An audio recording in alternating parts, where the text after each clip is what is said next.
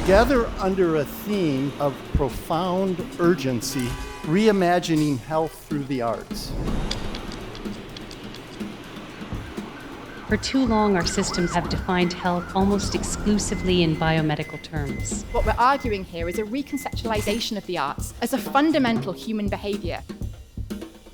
Scientists declaring that there is a connection between the creative forms of healing and medicine that is so massive. It's really a 5-year journey from when we started Healing Arts during the pandemic, now to see it exploding across 5 boroughs of New York, over 50 events, bringing thousands and thousands of people into this field is a really proud moment for us.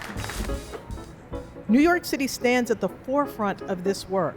Our cultural institutions, from world-renowned museums to grassroots community centers, they are vital to the health, resilience, and connection of this city. It's 80 years since the United Nations declared the arts a human right. Every health behavior that we're now familiar with had what I call a seatbelt moment. A moment when the world woke up and suddenly took attention to the importance of that behavior. We have so much growing awareness now from policy, from researchers, from the arts and health community. But what we actually now need to address is the public recognition of how important it is to be engaging in the arts day to day. This feels like a really exciting moment that it's being acknowledged by governments and by wider communities. It feels like it's the beginning almost of a whole new world where we can create what could potentially be really, really important spaces for humans to express themselves in ways that do end up being healing. Our hope is to be able to mobilize the arts as a health resource by creating spaces where people can experience the arts firsthand and then engage in conversation, take in pieces of research, and then think about how they apply this in their own lives, in their own communities, and in their practice. We believe science must be used as a transformative agent for societal change.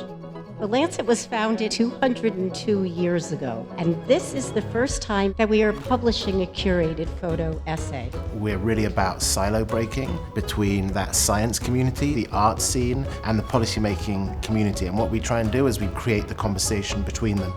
The arts are particularly helpful in supporting our fundamental journey towards individual and collective meaning. The strength of my art doesn't reside in this image. It resides in the action it creates. And actually, you can measure the impact of how art can change the world.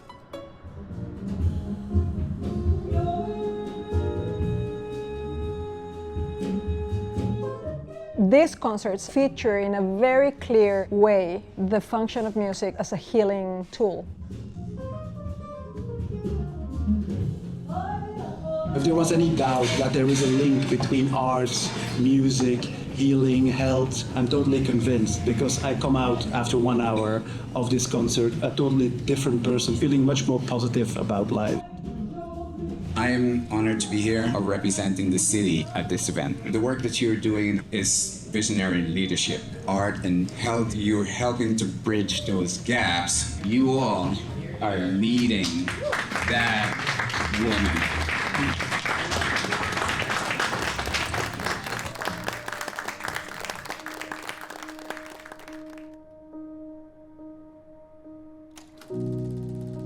We are witnessing accelerating global interest in healing arts as a catalyst for the integration of the arts into health systems worldwide. Healing begins with being seen and reminds us that care is not just what happens in our bodies, but it is what surrounds it. It's the color, the story, the culture, and the connection. Health and art have been together, hand in hand, since the earliest days of humanity. And I think what this healing arts movement is doing is bringing them back together.